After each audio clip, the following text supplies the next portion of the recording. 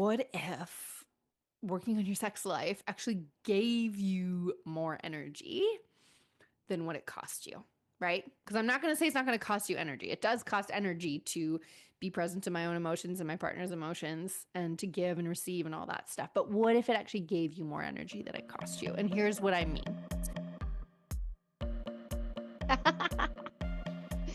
Welcome to the Sex After Kids podcast, a place for parents to come and learn together about the sometimes bumpy road back into the saddle of their sex life after adoption, childbirth, or joining a blended family. I am your host, Sofia Ashley, certified sex educator and sex coach, mother and stepmother, and your totally TMI guide to becoming BFFs with your body and initiating easy, connected, and confident, naked, sexy fun times. Here we are, one part science of sex, one part mindfulness magic, and one part straight up real talk to help you find the spark in your relationship and yourself after kids. I am so glad you are here.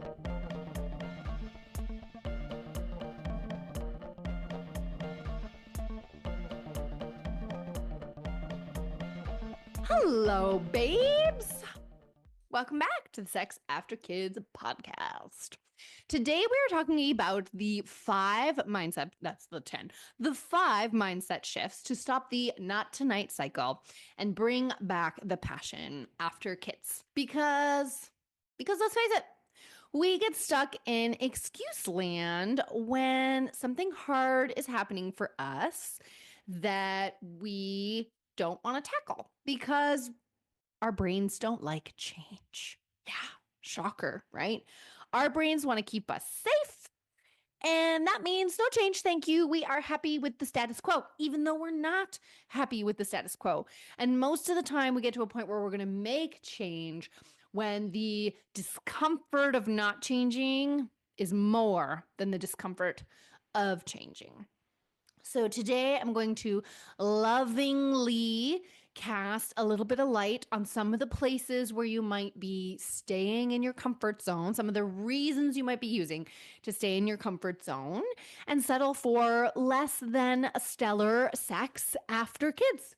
Because yes, absolutely, there are seasons where we might not be getting naked very often. And there are seasons where we might be pretty resentful and frustrated with each other as we're working things out. But on the whole, I know I want to be in a relationship that feels loving, that feels connected, that feels playful, and that feels like fun to be in. And so I myself have been guilty of these excuses. And we're going to kind of break them down a little bit and find some ways to reassure our brains that the change is worth it and we can let go of mediocre sex and low grade resenting each other because we are so distant, because we are afraid of talking about this thing that used to be easy and has now become really hard. So, the biggest thing that I get from people, I do a little survey when people do a call with me, and I always ask them, like, what's in your way? And time is the biggest thing that people put as in their way, right? So people tell me all the time that they have no time for intimacy. And sometimes that goes together with privacy, right? So it's that they don't have a lot of time alone. So that is definitely fair in certain eras of parenting, especially the first couple years, especially if you have babes that sleep in your bed, especially if you have babes that don't sleep well and are up regularly and heavily reliant on you. Absolutely. And that might mean we just need to get creative about the time that we are using together. So, asking your libido to show up at 10 p.m. after you put the kids to bed is not always the best strategy. Can we make use of weekends when our kids go play with grandma or with the friends next door or with a babysitter who takes them to the park for 30 minutes or an hour? You can still get a lot done in 30 minutes or an hour. Can we take advantage of lunch breaks or calling in sick or other times? The other piece, though, is that most of you who tell me you have no time are spending at least one night a week zoned out in front of Netflix with your partner. And this is just a loving invitation to say that for sure, when you are in overwhelm, your brain just goes like, I just want to do the easiest thing. And the easiest thing is to just veg in front of the TV and maybe hold hands. So we're going to talk about energy in our next piece, right? But if you are watching Netflix at least one night a week with your partner, you have 30 minutes to spend some intentional time with your partner, naked or not. And that is all it takes, my friends, to shift the kind of dynamic and the feeling in your relationship. So here's the mantra you can tell your brain, right? You can tell your brain you have 2 minutes a day to share gratitude. You have 3 minutes a day to like hug each other properly. You definitely have that. And you have 30 minutes a week to just get intentionally connected with each other. Let's take the sex part out of it for a minute if we need to, but you got time. And the question becomes, is vegging out in front of Netflix more important than nurturing your relationship? Because oftentimes what we're doing is making choices. And sometimes we're making a choice in prioritizing ourselves, right? I've got couples who are like, we're in a season right now where we each get a night to work out at the gym, and that's the most important thing to us. And so making that time for us to spend the night together is just an extra thing. And I'm like, okay, if you are consciously, willingly negotiating this time, this season to be a time where you're prioritizing that for each other, awesome. And if you're just defaulting to that without any intention or thought, it's going to catch up to you. So you do have time, my friends. You do not need 3 hours for a mega sexathon every week. You can do the job in 30 minutes or less and still have a very yummy, delicious, connected, orgasmic time and save time for the marathons later or less frequently. So let's move to energy next, because that kind of goes with time, right? So the next piece that people feel is that I don't have energy for this. And absolutely, once again, your brain is just trying to protect you, right? So it's going, well, the known of sitting in front of Netflix and vegging out is easier and less risky and less confrontational and less complicated than trying to get present to my own emotions and my partner's emotions and actually have a nice connected time with them. And the reframe that I want to offer for you here is that what if working on your sex life actually gave you more energy than what it cost you? Right? Because I'm not going to say it's not going to cost you energy. It does cost energy to be present to my own emotions and my partner's emotions and to give and receive and all that stuff. But what if it actually gave you more energy than it cost you? And here's what I mean. So all that worrying and anxiety that you're looping through, or the resentment you're looping through because of the distance that you're feeling, costs you energy. And if we find the time to connect in low pressure ways, to find that relaxed, present connection with each other, we're going to reduce the amount of outgoing energy on that worry and anxiety, and we're going to bring in more connection. Also, every time that we're prioritizing a 2-minute hug, a 6-minute kiss, or a 6-second kiss, 6-minute kiss, a 30-minute cuddle during Netflix, or an actual connected time together doing one of the exercises that I teach in my signature program, all of those things are things that give us energy and relief back. And the big thing here ultimately is just that pleasure of all kinds is a stress buster. So all those hormones, oxytocin, dopamine, serotonin, they help us to flush out the stress from our system. And orgasm is the best example of that. So if we can get over the hump of those things, like right now, they feel like they cost more than they give us. Sex feels hard. Sex feels like a lot of effort. Initiating feels super fucking awkward, or lots of big feels come up. And so our brain just goes, there's too much work there and it is not worth the pleasure on the other side. And if we could take down the pressure, take down the awkward, give you no-brainer ways to go from busy mama, papa mode to present landed lover mode, then we could get to a place where having a fun, flirty, connected, sexual relationship would actually be fueling your energy instead of costing you energy. The antidote is the thing we are avoiding, my friends. So if you are avoiding flirting, touch, pleasure in your relationship for lots of good reasons, and we break this down in my program, then we want to remember that the antidote is the thing that we are avoiding. And that is what's going to bring us more peace and pleasure and connection and all the things that we want. So the third one is the third sort of excuse, the third sort of reason, thing that we hide behind is that we feel like we're doing this alone. Our partner is like shut down to this conversation, doesn't want to have it, or we have assumed that they are, or that we're going to upset them if we bring up the conversation. And so we just go, well, I can't change this on my own. I've done everything that I need to do. This is what they need to fix. This is what they need to change. And so there's nothing more I can do at this time. And if you're feeling like that, in particular, two things are happening here. Either you are doing all the work and your partner has completely stonewalled and isn't willing to do anything, and you get to decide how much labor you're going to do that's unreciprocated. Absolutely. And I gently invite and remind you that when we're doing a lot of finger pointing, and I have absolutely been guilty of this in my own marriage and relationship, not necessarily around sex, but other things, when we're doing a lot of finger pointing at the other person, we are focused on the things that we cannot control in this situation, which is the other person. And we are likely carrying some blind spots around what we're doing. So we think we're doing a lot of work, and we are, but we're doing the wrong kind of work that's not getting us the change that we want. And the biggest thing is we're not changing. So the way our partner responds to us doesn't change.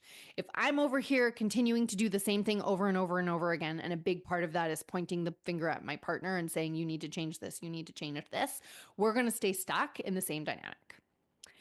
If, on the other hand, I step out of that loop and shift what I'm doing, my partner is going to naturally have to respond. Now, we may not like how our partner responds, but we will get a change if we're actually changing. And so many of us think we're doing a bunch of stuff, but we're just doing the same thing over and over and over and over without actually stepping out of the dynamic. So the power we have is to step out of the dynamic and to really explore a couple of things. One, are you actually prioritizing your own pleasure? And I mean this for men and women, okay? Or anyone of all genders. When we're in relationships with kids, both of us feel like we are giving our all to the other person and the kids, and like we don't get a lot for ourselves. Sometimes it's truer for one person than the other, but most of us are not prioritizing any space or time for ourselves. So are you doing that? Can you step back from overfunctioning a little bit? Step back from giving to everybody all the time, and carve out some time for yourself?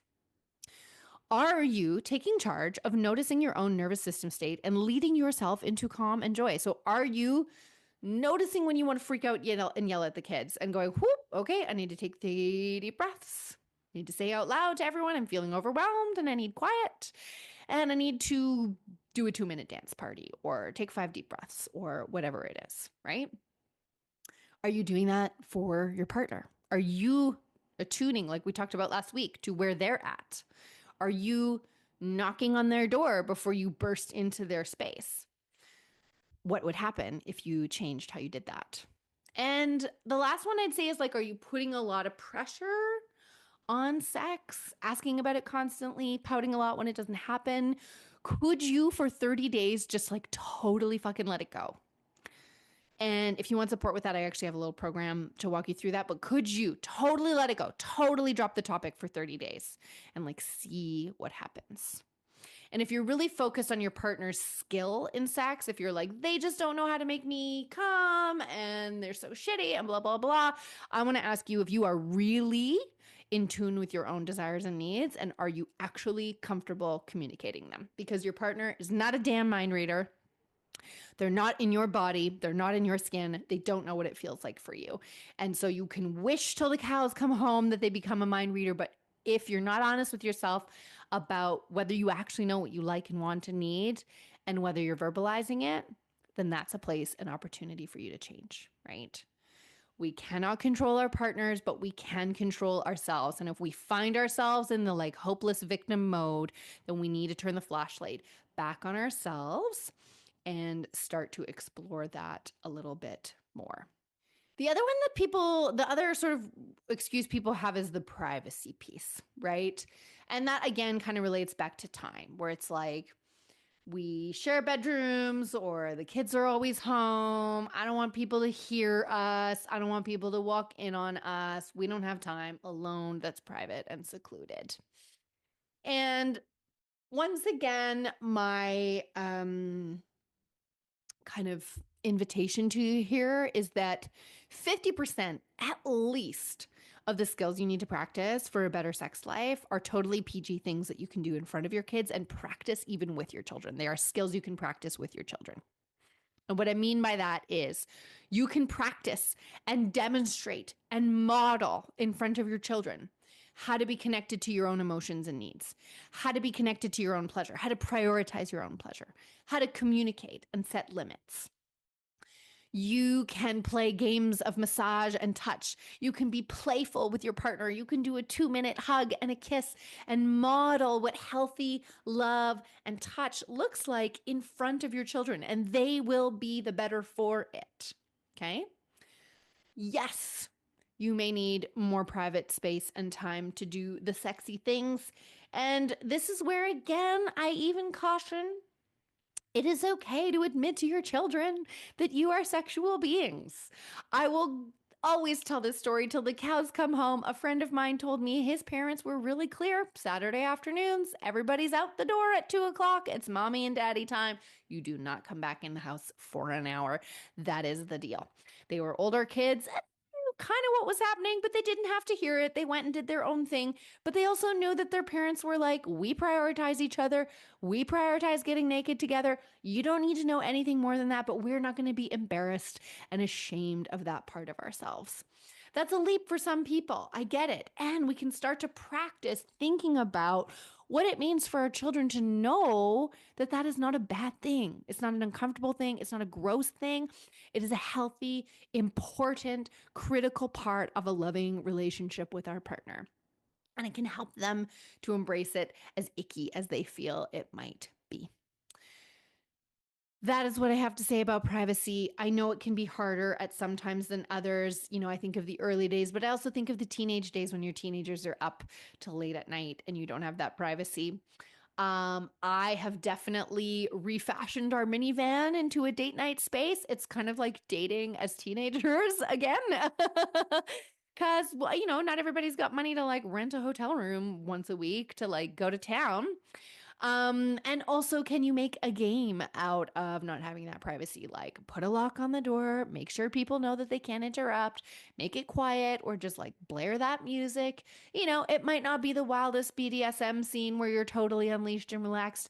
And also, can we practice making do in spaces that are less than optimal?